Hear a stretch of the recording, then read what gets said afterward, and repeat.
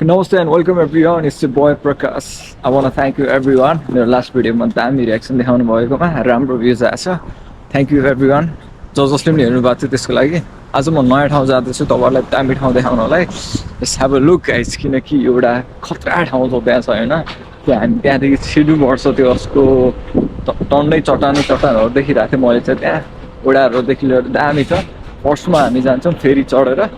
फर्स्टमा चाहिँ के हुन्छ हाम्रो फेरि चढ्नुपर्छ किनकि म यहाँदेखि ट्रेनमा जान्छु फर्स्टमा अनि ट्रेन चढेर त्यसपछि फेरि चढ्छु. फेरिमा पनि पैसा लाग्छ $8-10 चट्टेल जान्छ अनि त्यहाँबाट फेरि चढेर फेरि हामी त्यो अर्को ठाउँमा जान्छौँ.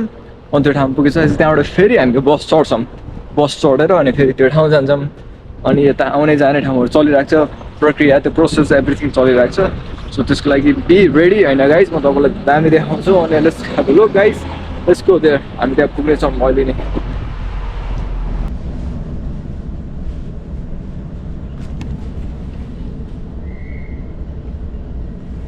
ओके फर्स्ट अफ अल हामी यो ट्रेनमा चढिसकेका छौँ. लेट्स ह्याभ अ लुक अनि यसपछि हामी कहाँ पुग्छौँ.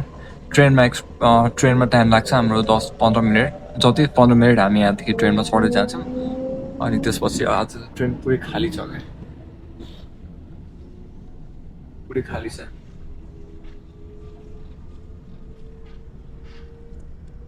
सबै पुरै खाली छ. मान्छेहरू आज कोही छैन किनकि आज विक डेज हो.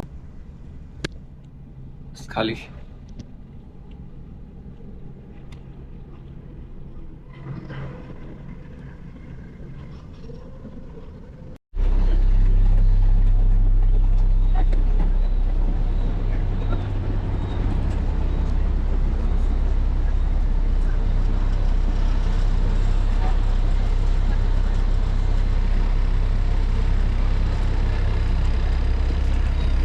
हेर्न सक्नुहुन्छ मजाले. हामी फेरीमा चढिसकेको छौँ. अहिले चाहिँ स्पेसल्ली म चाहिँ फेरीमा चढिसकेको छु.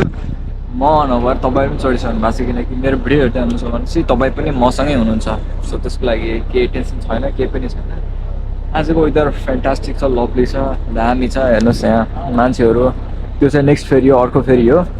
अनि उता हेर्नुहोस् त्यहाँ ठुलो सिप छ. त्यसलाई सिप भन्छ, यसलाई चाहिँ फेरी भन्छ होइन. ऊ त्यहाँ बाँकी अरू आएको त्यो पनि फेरी नै भन्छ. र अहिले म चढेको पनि फेरि नै हो. आजको वेदर दामी छ. हामी चाहिँ खतरा ठाउँ जाँदैछौँ. सो त्यसको लागि गाइज होइन. अब हामी वर्षकै भन्ने ठाउँ जान्छौँ. त्यहाँ गएर हामी फेरि नयाँ चिजहरू हेर्नेछौँ. त्यहाँबाट चाहिँ मैले भनेअनुसार फर्स्टमा भनेअनुसार त्यो ठाउँ हामी चढ्नेछौँ. त्यहाँबाट फेरि हामी नेक्स्ट ठाउँ अर्को ठाउँ राम्रो ठाउँ भेट्यो भने त्यहाँ जान्छौँ. अहिलेलाई हाम्रो फेरि राइड हुनेछ. So keep watching.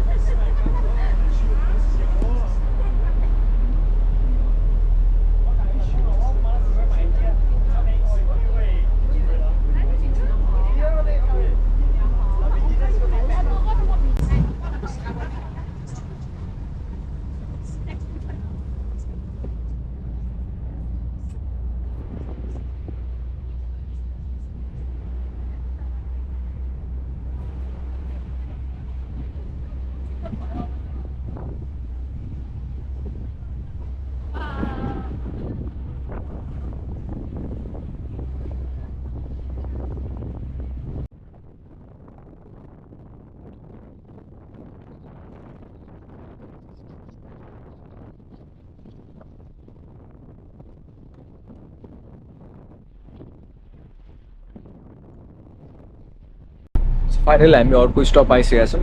अनि यो स्टप चाहिँ फर्स्ट स्टप हो. रोजबे हो. यो चाहिँ रोजबे भन्ने ठाउँ हो. अनि यहाँदेखि हामी फेरि ट्याक्क वासनबे भन्ने ठाउँ अर्को ठाउँ जान्छौँ. Let's have a look. यहाँको भ्यू चाहिँ तपाईँलाई यस्तो दामी तरिकाले देखाइदिन्छु. Let's have a look guys. यो भ्यू हेर्नुहोस्. सबै बोटहरू मात्र छ यहाँ. सबै प्राइभेट बोटहरू होइन. यो यस्तो धनी मान्छेहरूको लागि बोट हो. अनि यो चाहिँ हाम्रो छ फेरि. समुद्र हेर्नुहोस्, पुरै समुद्र. यहाँ ट्याक्क बस्नलाई पनि बनाइदिएको छ. कोही मान्छे बस्न चाहन्छ भने पनि यो चाहिँ म जस्तोको लागि बस्न बनाइदिएको हो. किनकि ट्याक्क बसेर मैले भिडियो बनाउनलाई सजिलो हुन्छ भनेर मलाई चाहिँ बनाइदिएको ठाउँ गाइस। अनि त्यसपछि हामी जान्छौँ। यो पुरै समुद्रमा चाहिँ समुद्रको पानीहरूले सबै घेरिएको छ।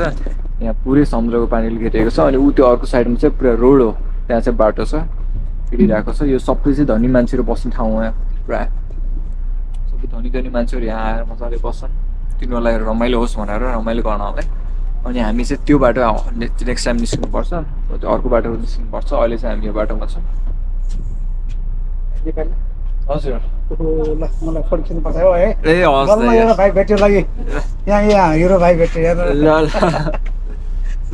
भाइ बल्ल यहाँ हजुर त लाइभमा हुनुहुन्छ कि? ठिक छ ठिक छ। भाइ कहाँ उताबाट ओर्लिने हो? वाट्सएप डेमा त्यहाँ गएर उता जाने होइन? त्यसपछि चाहिँ बस चढेर अनि अर्को ठाउँ जाँदैछ त्यहाँबाट। त्यहाँ माथि घुम्ने होइन? माथि त घुमिसकेको छु अलरेडी, त्यो पहिल्यै घुमिसकेको ठाउँ बस चढेर अर्को ठाउँ जाँदैछ। ए त्यो यताउता गरेर फेरि फर्केर यहाँ आउने फर्केर सायद यतैबाट निस्किन्छ होला अलिक पछि के हुन्छ। ल हस्लाई यहाँदेखि हामी ट्याकको त्यो ठाउँबाट जाने हो। अहिले चाहिँ हामी यहाँ छौँ, मजाले बसिरहेको छौँ। अनि त्यसपछि हामी जस्ट मजाले निस्किन्छौँ guys. Let's have a look मजाले। ठिक छ गाइस, हामी यताउता घुमिरहेछौँ अहिले।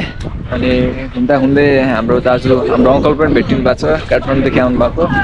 उहाँसँग धेरै कुराकानीहरू गरेछौँ, भिडियोसम्म धेरै राम्रो छ। अब हामी अब यताउता घुम्ने विचारमा छौँ कलिकता जानलाई। उहाँसँग चाहिँ धेरै कुराहरू भयो। मैले सर्ट्सहरूमा भिडियो पनि बनाएको छु, तपाईँले चेकआउट गर्न सक्नुहुन्छ मजाले। त्यो चेकआउट गर्नु भने धेरै कुराहरू सिक्नुहुन्छ, धेरै कुराहरू थाहा पाउनुहुन्छ। अनि हाम्रो नेपालमा चाहिँ माहौलहरू अस्ति चलिरहेछ, काठमाडौँमादेखि लिएर नेपाल चुनावहरू एभ्रिथिङ छ। अनि उहाँसँग चाहिँ केही कुराहरू जान्ने प्रयास पनि गर्नेछौँ। उहाँले चाहिँ के भन्नुहुन्छ कि भन्ने कुरामा आशमा छु। हाम्रो बाहिर चाहिँ यो छ दुनियाँहरू, सबै कुराहरू। अनि त्यसपछि हामी यताउता घुम्नेछौँ। अनि let's have a look guys. त्यसपछि हामी कहाँ जानेछौँ। अनि त्यसपछि बस्नुहोस्। अर्को मालिक आइपुग्यो फेरि यसलाई देखाउनु पऱ्यो। के चल्दैछ उहाँको त लाइभमा भिडियोहरू यताउता चलिरहेछ। हामी लाइभ उहाँलाई चाहिँ टिकटकमा पनि मलाई एड गर्नुभएको छ अनि मैले उहाँलाई एड गराएको छु। त्यसपछि यताउता काठमाडौँको माहौलदेखि लिएर काठमाडौँको माहौलको बारेमा हजुरलाई चाहिँ के कस्तो भइरहेछ अलिकति? काठमाडौँको माहौल चुनावको माहौल भइरहेछ। चुनाव भइरहेछ। मेरो लङ भिडियो अघि चाहिँ सर्ट्स बनाएको थियो, अहिले चाहिँ लङ भिडियो छ। के बारेमा कुरा गर्ने? त्यही अब आउने माहौलहरू चाहिँ कस्तो छ हजुरलाई चाहिँ एज अ लोकल हजुरलाई चाहिँ के लाग्छ? अब कसले जित्दा ठिक लाग्ला, कसले राम्रो काम गर्ला जस्तो लाग्यो? यस्तो हो कि लोकल त लोकल हो अब होइन, तर लोकल भए तापनि बिलोकल भइसकेको छ। एउटै घरका मान्छेहरू पनि विभिन्न किसिमका भए, एउटा भोट केमा हाल्ने, कोही मान्छे केमा हाल्ने। हजुर। अब एउटा बाउको 3टा छोरा छ, मेरै 3 दाजुभाइ हो, 3 थरीका छन्। कोही एमाले, कोही चाहिँ रुस, कोही के भन्छन्, कोही के भन्छन्। त्यो छुट्टै पार्टीका छुट्टै पार्टीका। अनि अहिले चाहिँ नि म चाहिँ ल राम्रो बन्छु, अब चाहिँ घन्टीलाई दिनुपर्छ, बालेलाई जिताउनुपर्छ भन्यो भने मेरो एगेन्स्ट मेरै भाइ उठ्छ। हुँदैन, कहाँ एमाले भने एमालेहरू पनि छोड्दै त्यो के हो भन्ने जस्तो कुरा गर्छन्। माहौल काठमाडौँ त्यस्तै हो, त्यो कहिले सुध्रिँदैन। अब बुद्धिले नेपाली जनताले जानेछ भनेदेखि त्यसरी घन्टीलाई चाहिँ माथि ल्याउनु पर्छ। त्यो चाहिँ हो अलिकति होइन, पहिल्यैदेखि नै एउटा हामीले हाल्दै आएको छौँ। अहिले चाहिँ नयाँलाई भयो भने केही होला भन्ने कुरा हुन्छ नि त। अब राम्रो नराम्रो भन्ने भन्दा पनि उसले गरेको प्रुफ छ नि त। काठमाडौँ, हामी काठमाडौँको नेवार हो, हामी काठमाडौँ कस्तो थियो, उसले कस्तो बनाइदियो काठमाडौँको नेवार हो। कुराकानीहरू यस्तै भइरहेको छ। जस हाम्रो देशलाई चाहिँ जस राम्रो हुनुपर्छ भन्ने चाहिँ हामी धेरै प्रश्न गर्छ। देश राम्रो हुनैपर्छ। हामी जस्तो अहिले फेरि मैले यहाँ युवाहरू घन्टीलाई भोट हाल्नु पर्छ, घन्टीलाई सबै जित्नु पर्छ भन्यो भने अब मेरै यहाँ साथीले चाहिँ मलाई गाली गर्छ। कहाँ हुन्छ त्यसरी, त्यो हुँदैन भन्नुहुन्छ है उहाँले। अहिले उहाँले भन्नुहुन्छ पबी म्याम। ठिक छ मजाले राम्रो चलिरहेछ।